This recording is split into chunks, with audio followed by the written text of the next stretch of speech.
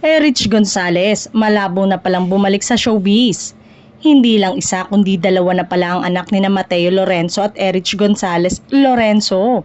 Nahagip kasi sa video kamakailan sa loob ng simbahan St. James the Great Parish sa Ayala, Alabang na may karga-kargang batang nakatalikod si Mateo na sa tingin ay 1 buwan na pala ito.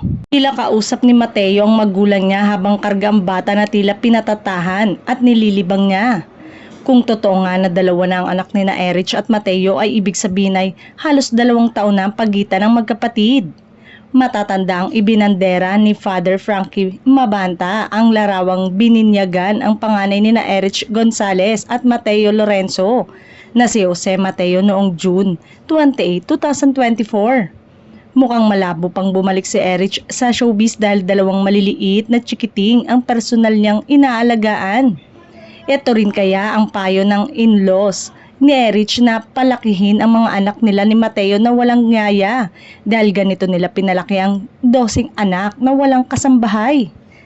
Masaya naman ang aktres sa tahimik na buhay ngayon kasama ang asawa at mga anak. Maaalalang nabanggit din ito noon ni Erich na ito ang pangarap niyang buhay noon pa man.